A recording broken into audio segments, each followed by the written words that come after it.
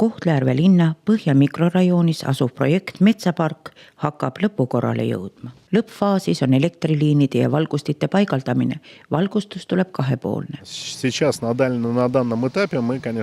Praegu ehitame Metsapargi teele kõnni- ja jalgrattateid ning paigaldame valgusteid. Projekteeritud on väljakud ja linnaelanike puhkekohad.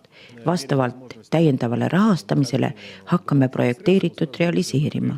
Hiljem ei ole meil vaja aega raisata kooskõlastamistele, kuna oleme projektis kõik ette näinud. Projektiga on hõlmatud 67 hektarit pinda ning seepärast on vaja töid teostada etapiviisiliselt. Projekt näeb ette puhkekohti kui ka kohti koerte jalutamiseks ning muud.